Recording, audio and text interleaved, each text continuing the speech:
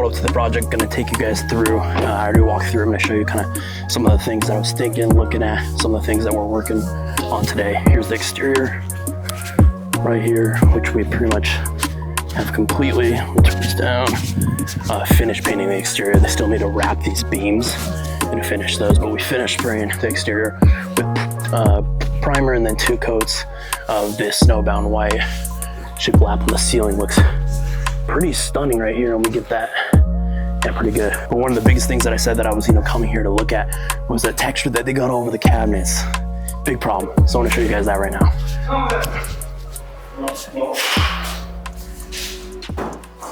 Pretty exciting to see the actual cabinets in here.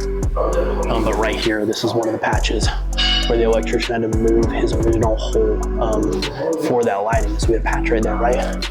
Looks okay, not bad. When they sprayed, they didn't cover these cabinets. So you can see right here, all the texture all over it, which is just unreal. Like, absolutely just not okay to have that. And it's insane that we can drywall a whole entire beautiful home, right? And it can look, really amazing. And then I have the drywallers, same people, come back to do a few patches, and stuff like that happens, right? And that's just one of the things where it just doesn't make sense, but it kind of is what it is. One of the hardest things though about big projects is finishing. Finishing always ends up taking so much longer than you could ever imagine, right? And that's because all of these little things pop up, and a lot of times it's not even caused, from us. Let me show you some of those. So right here in this bathroom in here, they put some self-leveling right on the cement right here, okay? And they should have taped it right here to keep anything from pooling out, but they didn't, right? And so it pulled out, ran over the exterior wall right here, which, like I said, we've already finished painting. And so now that's one of those things. And it happens everywhere throughout the home. You can go through and you can see other trades have been touching the walls. So there's marks on the walls, right? Which we've already painted. We finished painting the interior, except for the trim when that's done. And so it's those little things. It's like, okay, well, is that on us? We'd already finished, that wasn't caused by us, so really we should be charging more to, come back and do these things. But then that's a hard conversation to have, and it's also kind of just the reality of bigger projects. And that's something I've always known. Finishing is hard, there's always, little things, but what I'm now learning is that, on a new build, a new home, it takes it all to another level, especially when there's so many different trades. And that's typically why builders like to pair up trades and have, a singular crew do a large amount of the work, because then all the problems are on them. And so on these bigger projects, it's just something that, moving forward, always need to, be accounting for, like, hey, there's gonna be a ton of touch-ups, fixing things that, weren't even caused by us. And so we need to include that in our quote. And luckily with the builders, we can, communicate that up front. They can understand that cost because they know that's part of it. But, when you're charging projects to homeowners, they don't necessarily understand that. And it's harder to get that big price point up front. But yeah, that's just one of the things. I'll show you a couple of the other things that I saw right here. Let me show this bathroom in here, and I'll show you a couple of the walls too. They kind of have those fingerprints, just like I was talking about. Oh, and right here, like, when we came in to do the drywall, there was a ton of framing that was sticking out, right? And didn't allow us to do drywall, so we had to cut it out. There's one right there, there's a couple on the ceilings, just, ridiculous stuff, right? Bad framers. Right here though, see? The handprint on the wall, like, we've already finished painting all this, you know what I mean? But it's just part of it, and that's something a lot of people, don't know. And that's just, that's construction for you, you know what I mean? Fixing problems. And I think something that I've gotten so much better at is handling problems when they arise. Before, if someone was unhappy, if there's a problem, it was really stressed me out, really gave me anxiety. But I think I've really learned, and just gotten used to the fact that happens, and that is a fact. Like, that's always gonna happen no matter what.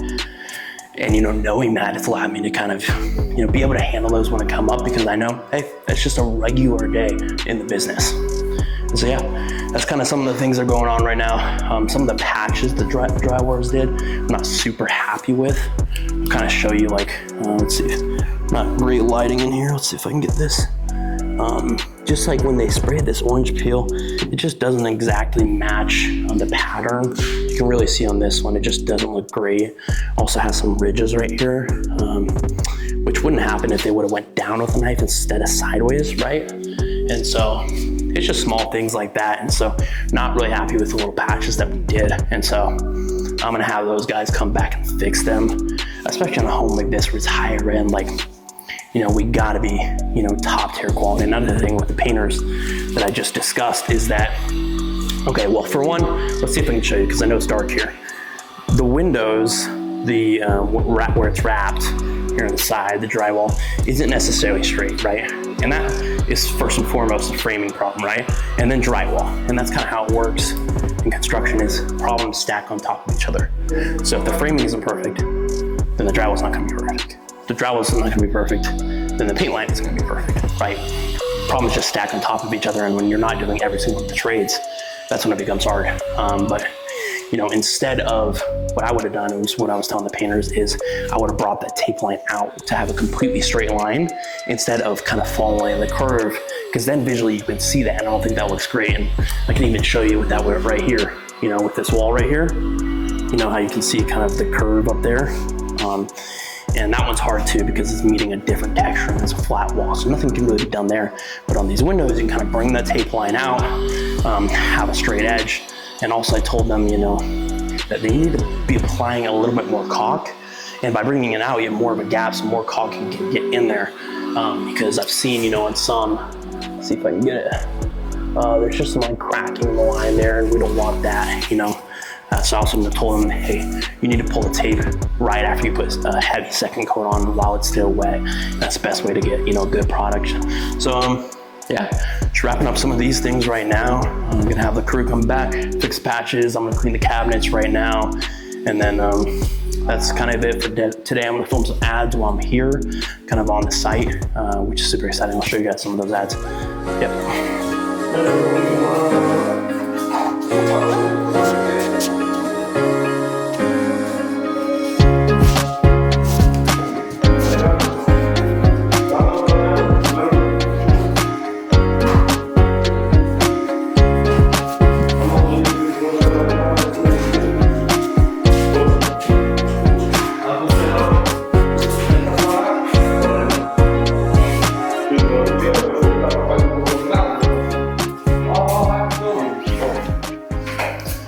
Hey, this is Haley Home Services. How can I help? Hey, how you doing? Was it the, it's like 50 something sheet on the ceiling?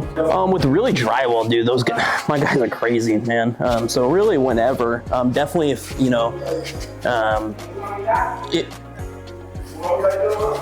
I mean, well, as soon as possible, for sure. But we can most likely make just about anything happen, at least within like, you know, a 2-day range of that, you know what I mean? And so, yeah, just let me know what you're thinking, and for sure we can make it happen. Okay, yeah, that sounds good. Just this next Wednesday? Okay, all right, yeah, that sounds great. We didn't talk too much about it. Is it just for a garage? Okay, so that's a pretty big garage, huh? Wow, cool. And what type of texture are you guys looking for? Yeah, whatever you want, for sure. Okay, perfect, sounds great. Talk to you later. Bye.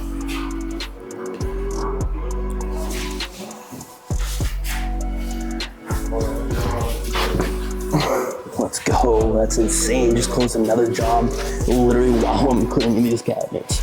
55, 60 sheet garage ceiling. So huge garage, sounds like it's the whole bottom floor. Like it runs throughout the whole entire bottom of the home, which is insane. That's a huge garage. So let's go, literally for next week.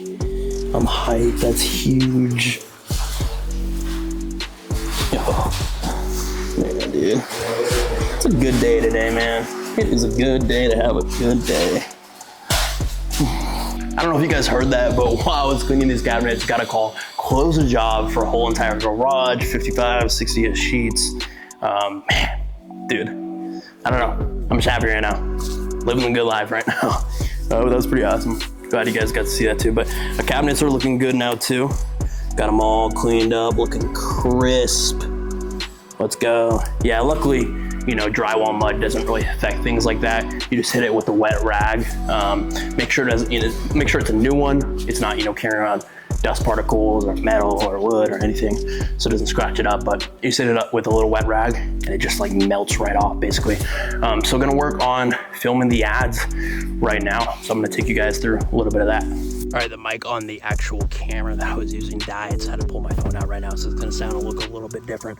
But just walking around filming ads right now. So we had one work extremely well, was the one that, got this project along with several others. Basically just said, hey, my city, we're doing what we do best, this work, click here, send us a message. And, we gave them a certain deal for, 7 days, or for the next 10 people that, sent us a message, and worked extremely well. We boosted it on IG, but it has died out. And so now we're trying to figure out, hey, what works. And so now we're kind of taking what did work and diverting off of that in a few different directions, trying multiple different creatives, and we'll see what works. And that's just what I'm filming right now, filming it with my phone.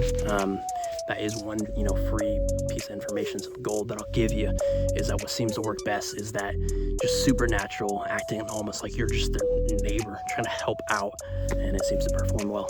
Good morning. We got a ton of things moving with the business today, which is exciting. I haven't felt super great this week because I've been getting over the sickness, that just I've been a little off routine, a little off rhythm, which hasn't been great. The thing that I'm really trying to focus on right now and prioritize is, being in alignment with who I say I want to be, with who I know I could be, who the best version of myself is, right? And every single day doing the things that I say I would do, because that gives me proof to my self-concept of who I could be. And I haven't been great at that this week, and I really need to work on, getting back to that. But it was a good start today. I'm trying to just knock out some work, really be productive, get a productive day in, because this week has kind of been so. But a ton of things happening right now. Kind of catch you up with some jobs. We have a new job today starting, which it is just, some patches after some electrical work. So we're going in there, just patching, installing some new drywall, mudding it, matching the texture, painting it. I got ahead of that job because my drywall guys don't really do paint, but on this specific estimate, we are painting it, which I probably shouldn't have included, but so I got to go over there and match the paint. So we got that. I just got off the phone though, with one of my GCs, and we were just talking about a big project that we're on. It's approximately $120,000 as of right now. We submitted our permit for the project, and we got some good news back, heard back from the city pretty quickly, which is exciting. And so that'll be my biggest project ever, which is really cool. It's been stressful too, because there's so many different, parts of it, with the whole permitting process and so many things I just haven't done before, which can be really stressful. But I'm trying to, remind myself that, hey, I can figure out problems as they come, right? So try not to overstress myself, try not to get too anxious, trying to just tell myself, hey, you got this, you can figure it out, just like I always have done before. When I started this business, do you think I knew how to do everything? No, I literally just faked it until I made it. And so I think you got to continue to do that if you really want to elevate, right? And so working on that, but that's some really great news on that project. We got the one that you guys saw me close the other day. It is, a ceiling driveway, 55, 60 sheets. We're starting that next week on approximately around Wednesday, I think. And then what else do we got? I know we got more. Oh, yesterday. So we got a new project. So the one that you guys saw me at, right? That we did all the drywall and all the paint for that same GC, they had another project that was a dental office, where they kind of remodeled the whole thing, and so they needed us to paint the whole thing. Luckily, they're not really a ceiling, it's just gonna be a grid ceiling, and so it's a pretty easy project because you don't gotta go tape off the ceiling or anything. We're just going through spraying all the walls and then coming back when trim and floor is installed to paint the trim and doors. And so the guy started that yesterday, spraying all of it, so that's exciting. A lot of things going on right now. It feels good, but also because it's so many different things, right? And not even only just the projects, but there's change orders left and right, additional work, additional contracts, prices I just got to navigate and file away, and all of these different things is becoming a little complex. And so last night I was really, doing some research on how can I really, scale efficiently, right? Like one of the things I had in mind was, what's the best kind of scheduler, tool, platform, whatever, where I can schedule the projects for the guys. And so the guys can look at them and say, okay, I gotta be, at this address at this time on this day, because it's getting to the point where I have multiple projects for each sub, within a short period of time close to each other that, we're talking about so many different projects. I don't want them getting confused. And so, and I'm someone who's super organized. I always use Notion. I write down everything. I'm super organized, but it's getting to the point where I feel like I'm starting to, forget some things because I'm thinking about so many different projects where I need to kind of level up my, organizational system, right? And so kind of learning, hey, what systems, what automations do we need to be building right now? But not only that, I don't want to build something that, we're going to outgrow in like 3 months, right? And so that's where I kind of use AI to, kind of help me figure out what are the biggest construction companies in the whole entire US using? What are their systems, right? And so I'm using that information that I'm finding to kind of figure out, hey, what can we do right now that we won't necessarily outgrow? Maybe we won't be using the same tools, right? But maybe it'll be easily transferable, because I don't want something where I'm just gonna have to redo all of it in a few months. That would be stupid. And so that's something I would always, tell people to keep in mind is, think about building something that you won't outgrow, right? Because then you just end up doing way more work than you need to. A lot of exciting things today, and so I just wanted to kind of update you on some of that. I'm just gonna start grinding away with the patch job that I gotta go match the paint. And they're getting an electrical inspection, and he hasn't been there yet today. I don't think he's went to inspect it, and so it's like 11:30 now, so it's like, I'm not sure what to do, and I'm not sure if I should go there and match the paint, because if I don't, then I gotta go tomorrow, which from my place is gonna be a further drive. All right, I went and checked out the job with all the patches. Everything looked good. The guys are gonna start it tomorrow. Just went to Home Depot, trying to match the paint for the guys that said I don't have to. But man, that was tough, dude. The attendant in there at the paint booth had no idea what he was talking about. Super frustrating when that happens, but really, just no way around it. And it's tough because we're trying to, match the sheen and everything. And here it looks like they used eggshell, maybe even satin on the ceiling, which is, rare, and then almost flat on the walls. So super rare, you never see that. So tough to match. So ended up only getting samples for the ceiling and the wall, which is annoying. So I might have to come back down tomorrow, which is an hour away, or have the guys just match it. But I did a little bit of the grunt work. Didn't want to waste like, $60-80 buying all of it if it's, probably not going to work. And so just going to use the samples first. Got a thing of primer though.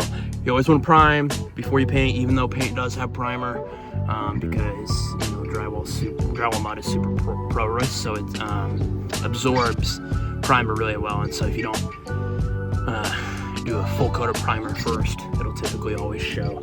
But got that knocked out. That was a little frustrating in there, but it's cool. Always got some traffic to drive home in, about an hour. Gonna load this up, and yeah. All right, just got in the property. Forgot I had to drop the stuff off, so just dropping it off. I'll show you guys a little bit of it real quick too. All right, so you can see right here, yeah, they decided to do a lot of electrical work. So it's mainly just patches like that. Some long runs, some little squares, run all the way back there. Stuff behind the kitchen. Just small runs like that around the rooms.